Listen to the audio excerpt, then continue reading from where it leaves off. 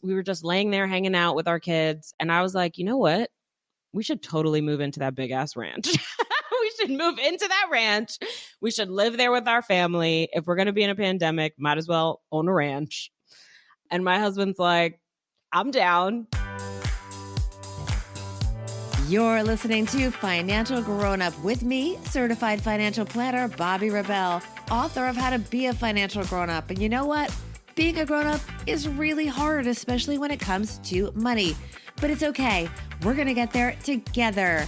I'm going to bring you one money story from a financial grown up, one lesson, and then my take on how you can make it your own. We got this. Hey friends, when the pandemic started, there was a lot of uncertainty, and frankly, there still is. But for a lot of people, that meant cutting back and shoring up emergency funds, focusing on stability, maybe retreating from the big decisions in life. No big moves, but not so for this week's financial grown-up, Rachel Rodgers. The CEO of entrepreneur consulting firm Hello7 didn't retreat. She decided to build a retreat. Rachel and her husband, and their 4 kids, upsized into a huge 50-plus acre ranch and are now even expanding from there. This woman gets things done. In our interview, not only do we discuss the whole buying a ranch during a pandemic thing, but also how she got half her book done in a week, yes, a week, by spending the money to do one thing. I should say investing the money to do that one thing. Rachel is also going to share the best strategic ways to spend money to increase your productivity. Rachel Rodgers is a lawyer, the CEO of a $1 million business named Hello7 that teaches women how to make 7 figures because you can't be a feminist if you are broke. Love that logic. Here is Rachel Rodgers. Hey, Rachel Rodgers, you're a financial grown-up. Welcome to the podcast. Thank you for having me. I'm excited to be here. Well, I'm excited to hear more about your business, Hello7, which is also your podcast and your upcoming book. Congratulations on it all. Thank you so much. It's exciting times. It is a very exciting time. It's also a pandemic. We're going to roll right into your money story because the Rodgers family bought a 50-acre ranch in a pandemic. Rachel, tell us your money story. Not something normally done, right? No. In the middle of a pandemic. Okay, so here's the story. It's actually quite interesting. We built a house that we currently live in 2 years ago. We love it, right? I thought this was our forever house. And literally the moment we moved in, my husband's like, we'll be here a couple years and then we'll upgrade. And I'm like, no, stop saying that. We're going to live here forever. I don't want to upgrade. I want to raise my children here. And sure enough, 2 years later, we saw a property go on the market here in North Carolina. We were like, oh my God, we got to see it. It was a ranch, 50 acres, horse ranch. So it had horses and a beautiful main house on the property. There's also a cottage. There's trails. I mean, it's insane. There's a river runs through it. I mean, it's a little unreal. And Rachel, to put this in context, just maybe 4 years ago, you were actually living in New York in much smaller quarters. Yes. So I lived in an 1,100 square foot house in Tenafly, New Jersey, right outside the city. And I loved that house. I loved that town, but I got all the kids in the world and we did not fit. And I was running my business from the house as well. So we were bursting at the seams and needed to expand, right? So we wound up with 50 acres. Not exactly what I intended. Right. And to be clear, you have more space. You have 4 children. Wait, you have 4 children. What are their ages? They are 20, 8, 7, and 2. Oh my goodness. Okay. So you moved into the ranch as we record this about a week ago. And by the way, there's actually a separate Instagram channel for the ranch. Tell us what it's like. So you've now gone up from 5 years. You've gone from 1,100 square feet and correction in New Jersey. I thought it was New York. 1,100 square feet in the New York area, we'll call it. And now you're at this 50-acre ranch. You've got a big to-do list. How are you managing that financially? Do you have a plan? Tell us more. Yeah. Well, I have a big successful business. So this is your next investment. Yes, exactly. And so I actually use the things that I want to do in my personal life as motivation to like keep growing the business. And so we've been having a lot of success. We actually had our first $1 million month where we made seven figures in a single month in June, which was really exciting. But we were in the process of buying this before that. And so fast forward to February of 2020, we went to see the property. My husband like whispers in my ear, we must do this, right? Like as we're walking around the property. And so I'm like thinking in my head, I don't know how the hell we would pull this off. This feels like a lot. Like I got to wrap my head around it. And we were thinking maybe it's a retreat space and we use it for business and we make money from it as well. I couldn't wrap my mind around actually living there personally. It just felt like this property is too big. Like who raises their kids on 50 acres? And then literally we sat down with the sellers, we connected with them. They are entrepreneurs as well. Like they felt like our, fairy godparents, right? Like they were like almost like mentors, and they are the ones that built this property. And so we were like, you know what? We're going to try to find a way and we'll use it for the business and we'll make money from it, right? I'm good at that. I'm good at finding ways to make money from things, And so I was like, great. And then literally 2 weeks later, there was a world pandemic declared and banks weren't even giving out loans, like it was like basically business stopped, right? In March and April. And so we were like, I don't know what we're going to do with this property. Obviously, this is like a no-go because who buys like an enormous property in the middle of a pandemic? Maybe not the best choice. And so we kind of hemmed and hawed and we kept in touch with the sellers and we had realtors involved and everything. But in our minds, we really didn't think that we were going to go through with it. And then as the news kept rolling out, it became clear that this is going to be a long-term thing. Like we're going to be in this pandemic for like a year, maybe longer, who knows? And so we were out in our backyard at the house that we built that I thought we were going to live in forever. We were just laying there hanging out with our kids. And I was like, you know what? We should totally move into that big ass ranch. We should move into that ranch. We should live there with our family. If we're going to be in a pandemic, might as well own a ranch. And my husband's like, I'm down. That was the moment where we like committed in the midst of this craziness. It was like, I think we wouldn't have actually gone through with it without the pandemic. So projecting forward, Rachel, tell us about the business of the Rodgers Ranch. What do you envision now? What we envision for it is that we're going to have a little farm. We are going to host retreats. There's a cottage on the property that I'm going to use for my business as my office. And little sneak peek ahead, we're actually in the process, because we're crazy, of buying the house across the street. Because of course, before we even closed on this property, the house across the street, which is the only other house in the cul-de-sac, that house went on the market. And I was like, oh my God, it's the perfect retreat house. It has 7 bedrooms. We could house so many clients and we could do amazing retreats on the property. We have to buy it. My financial advisors is like, please don't. Like, can we take a beat? And I'm like, no, we have to buy this. Because when will we get another chance if somebody else buys it? So now we're in the process of purchasing the house across the street.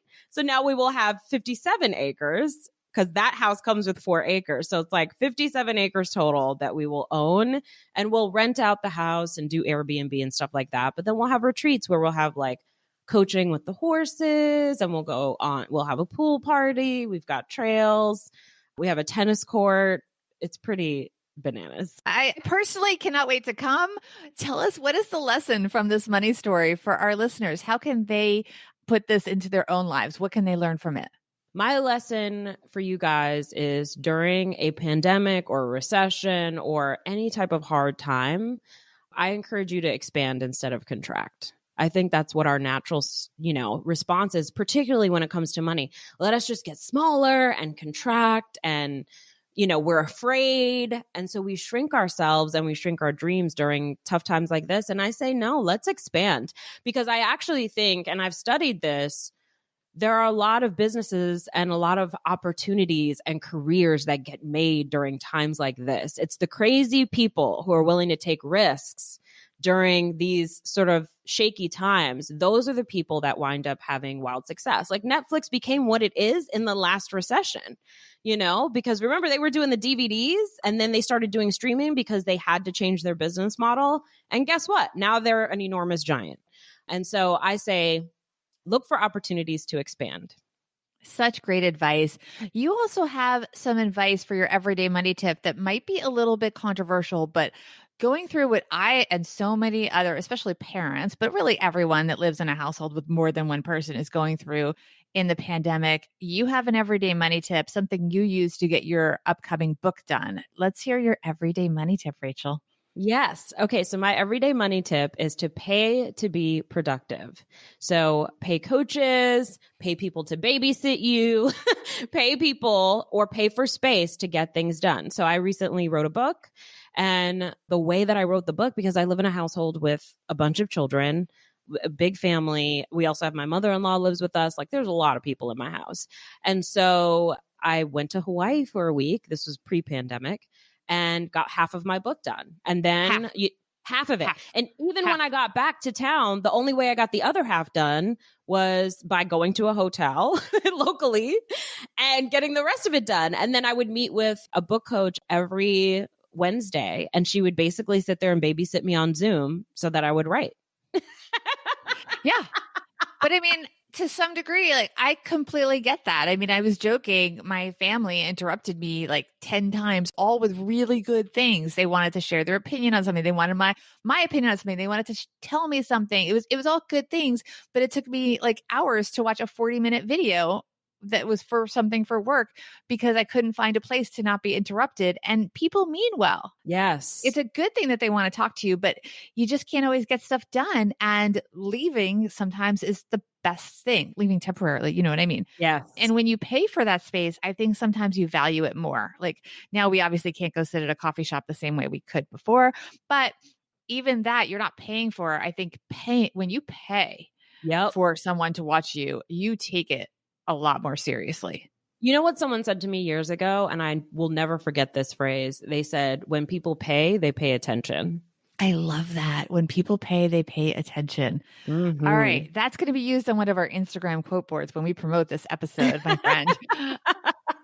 Your book, by the way, I do want to say, because I love following you on Instagram, your book is already on pre-sale. Tell us a little bit about the book and about where people can find you and keep following your adventures of the Rodgers Ranch and Hello 7 and all those good things. Yes. So the book is called We Should All Be Millionaires. It's coming out in 2021, but you can get it on pre-order. It's on Amazon and Bookshop and all of the places currently. And it's my blueprint for women who want to build wealth and become millionaires. It's basically, I'm telling you the story of how I did it and how I recommend you do it. So it's real practical. And then we need practical. Yes, practical. Listen, we're mothers. We are busy. We don't got time for like the fluffy nonsense, you know, that like the 21-year-olds who are moving to Thailand, like, and have entrepreneurial tips. That's great too, but that doesn't necessarily apply to our real life. Yes. Your 4-child husband, many other people in your house, real life is a lot going on. So the fact that you got this done and you're making a very good living while enjoying your life is really good. Where can people continue to follow your journey? Yeah, so you can follow me on Instagram. I'm at Rachel Rodgers ESQ. Don't forget the D. And then you're a lawyer, by the way. Did I mention that to everybody? Okay.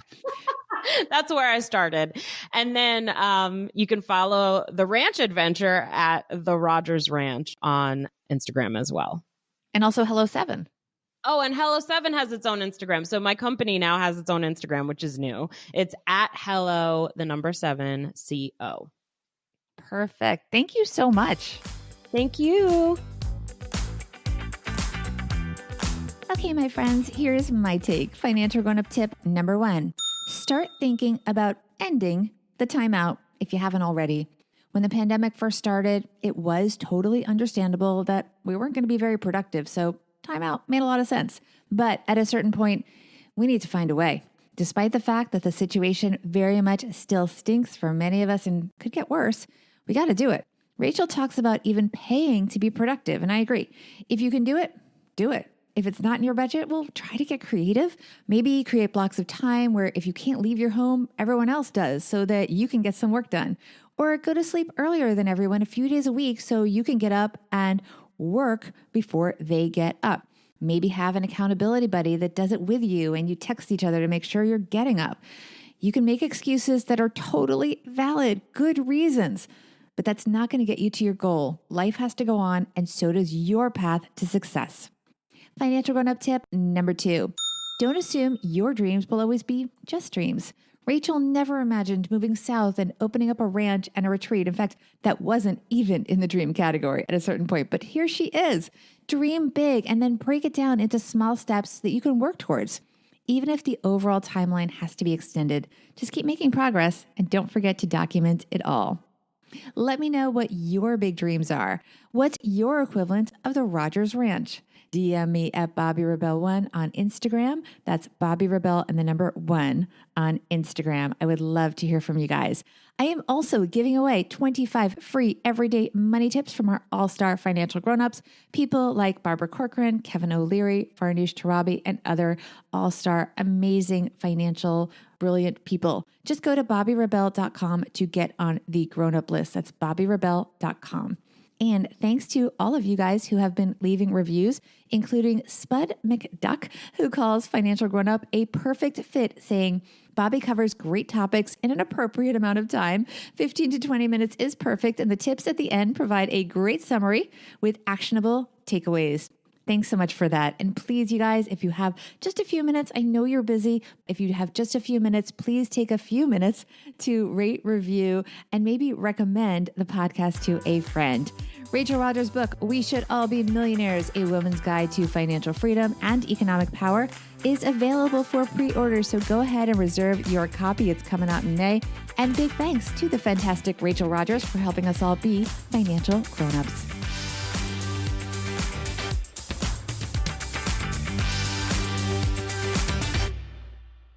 Financial Grown Up with Bobby Rebel is edited and produced by Steve Stewart and is a BRK Media production.